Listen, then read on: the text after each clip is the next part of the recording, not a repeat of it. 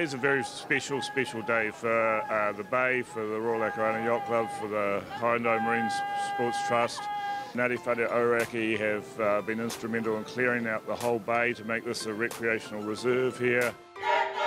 You know, I've been to a lot of opening ceremonies around the world for different world champs and stuff, but you know, welcome everyone here. And I think, you know, all of the sailors really appreciate it. You can see them all soaking up that sort of energy and stuff. Really looking forward to racing. You know, the last Worlds were over a year ago, and to be here with basically one of the best conditions you've got in the world against some of the best sailors in the world, it doesn't get any better than this.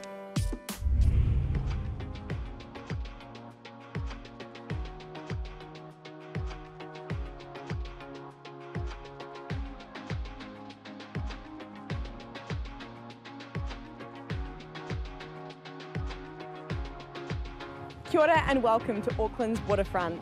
It was day one of racing of the Hyundai 49er, 49er FX and Nacra 17 World Championships. My name's Anna Wilcox, and day one has already been pretty eventful. We thought we were going to see no racing, but now we've finally got the 49er fleet out there.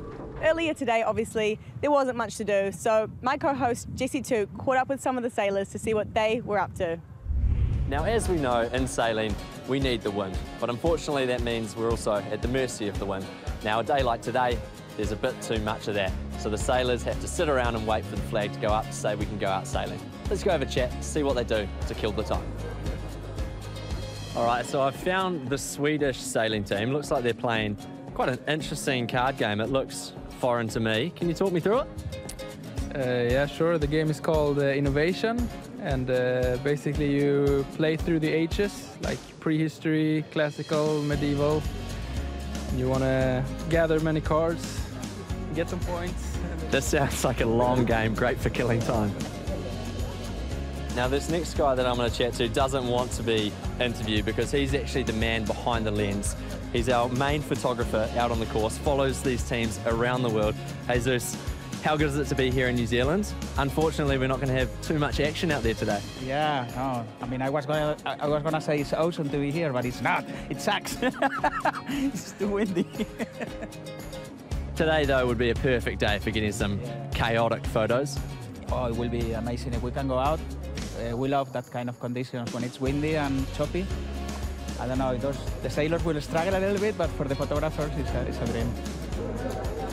Alrighty, I found Jonas Warre from the Danish 49er team. Yeah, I guess you're getting used to it. So, but anyway, I don't think I'm that experienced because I kind of forgot all the things I usually do. And so right now I'm actually just sitting here staring out, hoping for the wind to decrease a bit. I can play? Absolutely, tell me in. What are we playing? Uno. And what are the teams? The what, sorry? What are the teams? The teams is actually Austria against Switzerland. So I can be Austria for the day? Yes, you can. Or do I have to represent New Zealand? No, you're with us. Brilliant. All right, here we go. Let's take the Swiss down. I love red.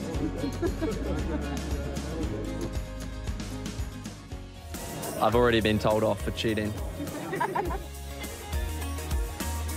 Yeah, well, things aren't going too well for me here. I'm staring down the barrel of another loss. Hopefully, though, we get some more sailing out on the water because these card games are not going well for me. Stay tuned, fingers crossed for some more racing.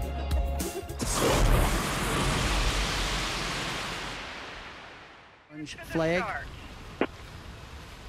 as we come up to the final countdown for the first race of the 49er Worlds in Auckland.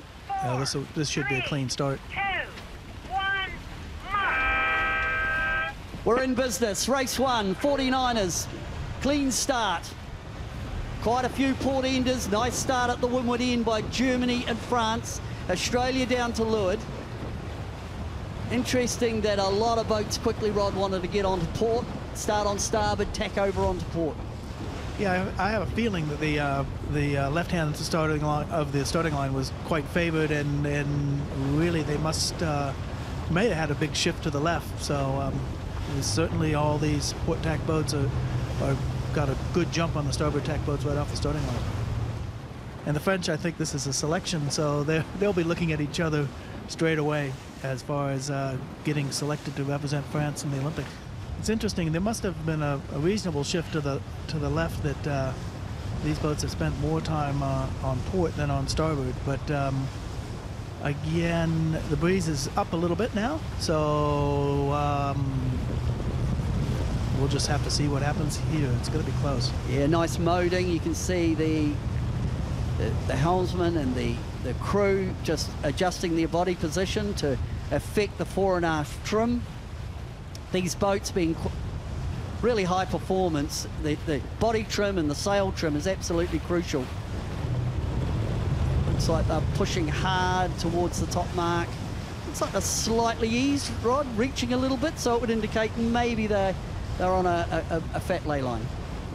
Yeah, well, really they just got to focus on, it's a drag race right now, and doing a really good job with the keeping the boat at its optimum sail trim and heel angles, and battle the way up. It's interesting, the camera makes it look like the Japanese are reasonably close, but I think in reality they won't be. So yes, the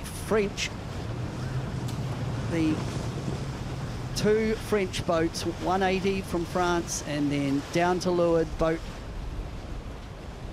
showing in second position. So great first windward beat by the French combination. They'll come round here and they'll bear off. They'll make a left-hand turn. They'll set their Jenica and head off down to the bottom mark. So at the first mark for the 49er Worlds, it's France 1 and 2.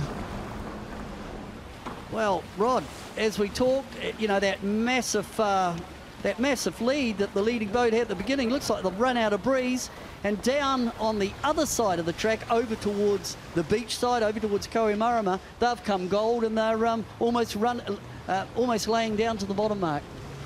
Yeah, that's a big wind shift. That's the one that you and I thought was going to be there for the first beat and didn't front up. But it's showing now. That is, so that jibe set, you'd have to say, by the race leader was a tactical error, because the boats that came around behind him really managed to get into a wind shift and more pressure, and they've rolled down over the top. Fascinating stuff that on the second leg, it was a lead change. So to windward, we've got Fisher taking over from his countryman. But again, it might not be over. They're heading. It might not be over. They're loving this long port, aren't they? Good pressure in the middle of the harbour. You know, it's one of those things, when you're passing boats, you get more confident, you make better decisions. When you're being passed, you get flustered and you force things more and more, and confidence breeds confidence in yacht racing, and really that it's a lot about who has the ball rolling their way, and it'll keep rolling their way. Certainly they want to beat each other, and the leeward boat is going to win this particular contest, but really, you know, anything in the top 5 is definitely a keeper, and you don't want to drop out of that. So it's France 44, Kevin Fisher, Yarvin Jan, as they tack to leeward, and now you can see the effect of the turbulent wind coming off the back of the leading boat, and that just disturbs the invisible airflow on the trailing boat, and this leading boat will extend as they tack. They'll be ley line. As they come up to Mark 3, they'll go round the top mark, then down to the finish. That is a bit of compression at the front of the field now, and I think we're looking here at number 44 from France. That's Kevin Fisher, Yarvin Jan, as they come round, bear away set, good pressure on there. Next we've got the second French boat, and then it will be Australia, the Phillips brothers. And I don't think the jibe set is going to be quite as popular this time. There's a bit more breeze on, Rod. I think it's freshened up a little bit more. Yeah, the breeze has definitely built a fair bit. That's Jackson Keon and Scott McKenzie from New Zealand.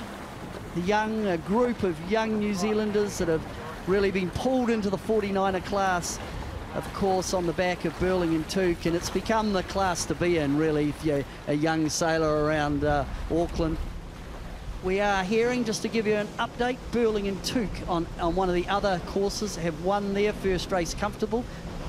good solid performance in the top 5 will always work, and I'm a little bit nervous for my Kiwis in the yellow fleet here, because it's not the start of the regatta they wanted, but look, we'll just put it together and keep pushing on. And it's a solid lead here for Fisher from France, Phillips from Australia second, Fisher from France in third. So 44 come from behind for the French combination. We have had a reasonably big shift to the left, because they've almost laid down this this course all the way with just the Barraway set. So and the increase in breeze will close up the angles too. So a really well sailed race by the French, no question. So coming down towards the finish, it is FRA 44, Kevin Fisher, Yavin Jan. They certainly have strung this one together. There's their last jibe as they go through. So race 1 winner from France. They take a well-deserved victory. Came from behind, beautiful start. Coming in, here's pace. This is the Australians. Never count out the Aussies. Through come the Phillips brothers for second, and France will come in third. So watch out for the Australians. That's an impressive result for them. And then our leg 1 leader, they come through fourth. So three French boats in the top 4. Great result for that country. Then it's Denmark, then Germany. Really tight. Photo finish for Denmark against Germany. So here we go with race 1. That's Kevin Fisher, William McKenzie, Erwin Fisher make up that top 3. Lewis Camembert, Mads Emil Lubeck in 5th. How exciting to get the World Championships finally underway. Race 1, Jesse, what did you think? Yeah, first off, they jumped the gun a little early with the general recall, but once racing got underway, it was a really tough fight out there. Interestingly, like we thought was going to happen, a big fight with the French team. Obviously, they're fighting for that internal qualification. So it was French had about 4 boats in the top 10, and then really impressive race from the Phillips brothers, Will and Sam from Australia. They're veterans of this class. They threw it down and finished second. Disappointingly, though, back in the fleet with the Kiwi boys, Logan Dunning-Beck and Oscar Gunn. Hopefully, they'll bounce back in race number 2. And over on the red fleet, a great race for 2 other Kiwis, right? Yeah, Pete and Blair went out like they did in Rio in 2016 and won the first race off, so a really big statement from those boys. Exciting stuff, and those boys are well and truly excited that the racing is here on Auckland's harbour for the first time ever, right? Yeah, for them, they haven't raced a major competition like this down here, and they've been competing in the class for over 10 years, and they've spoke about it a lot, just how important it is for them to welcome everyone down here, but also to perform. So let's take a little look about what they thought.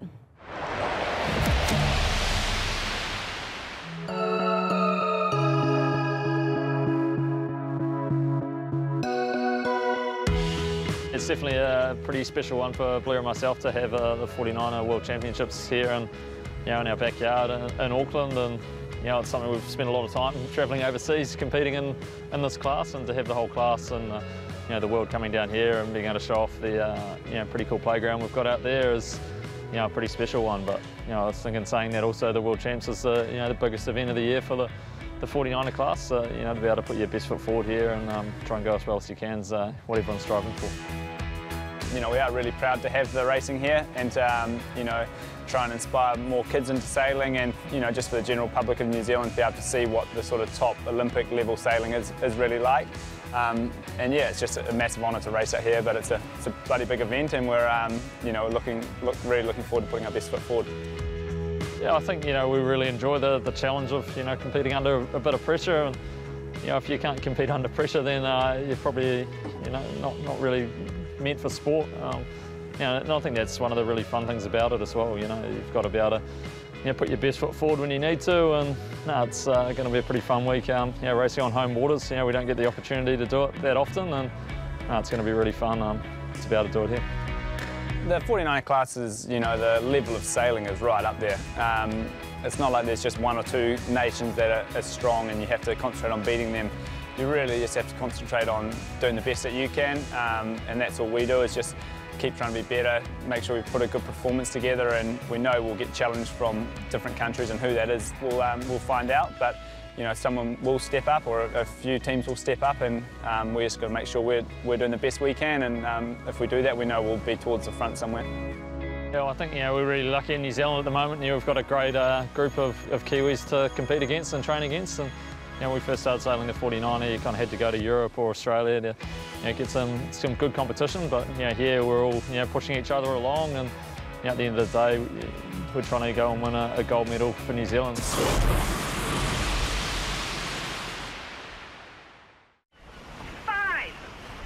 We're into race 2, and in fact they're a little bit gun shy off this one as the gun goes. This is race 2, clean start. Who have we got? Who's pushing forward as one boat gets spat out the back? It's Germany down to leeward. French pushing forward, 7.55. Australia's got a nice start, and a couple of French boats have gotten nice starts also. It's such a critical balance between steering the boat and trimming the main that they split the roles, and the crew it's a very physical job, in and out on the mainsail all the time. Yeah, and being well, they've dropped the mainsail on Germany. That's a mistake by the German combination. They got a beautiful start, but in the tack, slight error. How costly is that going to be? That's going to cost them 5 or 6 lengths. Yeah, there'll be a little discussion going on with that one. Right, it was what you were talking about. You know, the forward hand is trimming the mainsail, so which is unusual. So the mainsail sheet comes directly off the boom to the forward hand, and that trimming of the mainsail so crucial. So yeah, I think he just dropped it and it was all the way back to the boom to get it back, and they did a nice job of recovering, and now it's just okay, put it behind you and get on with the race. So there's this left and right. Who's it going to be? It's going to be pretty close to the top, Mark. And the boats are top of the course. Left hand has come strong. Yeah, I think the left hand has probably paid off a little bit here, and the French obviously saw that, and that's why they stepped up to that side. And so here we go. We're going to have the French leading at Mark 1. And they'll set up for a bear away set.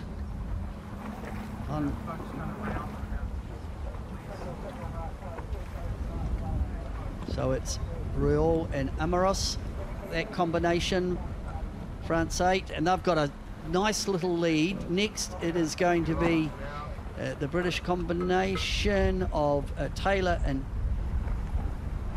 Hughes, as they're going for bear away sets this time. Yeah, I don't think a jibe set is really going to be in the cards. You could just see there when we swung by how much current's running on that shipping marker. Denmark go around. Yeah, this course has been extended. It's a lot longer than the last course. They must have felt, race management, they're a bit short on the first one, although I think they might have just been keen to get one in the bank. Here's the last jibe into the bottom mark gate. It's getting set up. The Jenica will come down, gets retrieved into, well, they did lay in just a little bit. That's a pretty nicely judged lay line. Yeah, that'll work for them just fine. So to sail the last, 200 metres a little bit deep, that compromise as opposed to doing an extra jibe, looked like it paid off quite nice. Yeah, that'll probably, whoops, he was in the water there. No, he came in, they had to soak it in just a little bit, and both crew came off the trapeze, but again, a better solution than doing the extra job. Riol and Amaros from France. Meggendorfer, Springer from Germany. Dunning, Beck and Gunn are up to third. That is impressive. As much as I raved on about the Phillips brothers from Australia in the first race, I've got to say the same about the New Zealanders. And, if he can just finish in the top little group here, it would be just a massive confidence boost after a pretty tough first race. Yeah. Top mark for the final time. It is Mark 3. It is Riol and Amaros from France in the lead. Jibe set. Interesting. Bit of a shift, and that It is a slightly slower manoeuvre, but tactically it puts them in a position. Second place, it is Germany. What are they going to do? Bear away set for the German combination. There's third. There's Logan Dunning-Beck. So we're coming down towards the finish. Rule and Amoros have had an absolute blinder in race 2. Meggendorfer and Springer. Dunning-Beck and Oscar Gunn. That's pretty awesome. Just you watch that jibe and how quick they were to do it. That's pretty awesome. The Germans have done a nice job closing this gap down. So first is France, then we've got Germany. For me, where have Logan Dunning-Beck got to? Have they held on to third? Are they fourth? They didn't have a very good first race, and it's the Kiwis. It's NZL7, Logan Dunning-Beck, Oscar Gunn, always strong on the downwind legs. They'll be pleased with this one. It's always good to end the day with a good race. So they came over in third. That's a keeper. Yeah, they'll sleep a lot better tonight. Then one of the French boats, and then we have a gaggle of boats. And through they come. Germany 3 just gets through, and then we've got one of the Australians, 200, going through there, and that is Jim Coley and Sean Connor. So we'll just have a look at a bit of the results. So it was Lucas Rule and Emil Amoros, Meggendorfer and Springer, Logan Dunning-Beck, a real pleasing race for him and Oscar Gunn. And that French combination, great day for the French. Lots of action going on behind us. Race 2 is finished. What did you think? Yeah, absolutely. The boats are flying back in. It's actually quite difficult to come back into Okahu Bay. You've got to be quite skilled, so you can't switch off. But yeah, race number 2, it's just so awesome that we got boats out there and racing. The conditions turned it on. It was glamour sailing out there. The breeze was up, and there was some real carnage. There was some real carnage. There was plenty of capsizes, and we saw a bunch of boats coming in with equipment failure, and you caught up with 2 who had some severe ones. Yeah, I talked to the Portuguese boys, and unfortunately, they had a tough day. I've jumped into the boat park to see a team that had an early finish for their day. The crew on board the Portuguese boat, Jose Costa. What happened out there? Well, too early, that finish for today. We broke a spreader that is top section, top part of our mast, and that holds our trapeze, that are the lines who can hold us out of the boat.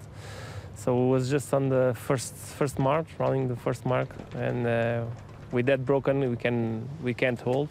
Actually, we fell on the water because we were not expecting, and George almost broke his foot. He's now on the way to see a physio, and well, it's a really tough beginning for us. I hope though, even though with the tough start, you're still happy to be here in New Zealand? Of course, it's happy to be here. Well, the conditions are pretty nice, even though those days we have been training here, and people are amazing. We can't complain from anything. It's just we came here to compete. We finished 9 last Worlds. We're going to be in Tokyo next year, and for sure this is going to be a big event. And to start like this, it's a pity for us. Yeah, it's a real shame. We're really feeling for you. Hopefully you can get the boat back and working and you can get back out there. Well, let's see. The good news is that the guys out there just doing 2 races instead of 3. So let's see what's the next days is going to be for us. Well, fingers crossed. All the best. Thank you. You too. So great to get day 1 of the World Champs underway. Yeah, absolutely. It was a great day. Some big performances from a lot of the teams. Logan Dunning-Beck and Oscar Gunn bounced back from a tough first race to have a third in that second race of the day. And on the other course in the 49er Red Fleet, Peter Berlin, Blair Chirk, huge performance from those boys. Pretty big statement. But it was the French as well. Rual and Amoros winning that second race of the day. The French really showing how strong they are. 100%, and we've got a packed day of racing tomorrow. We've got 8 races to get through to make up for some of today. So yeah, tune in tomorrow. We'll be here. There'll be plenty of action.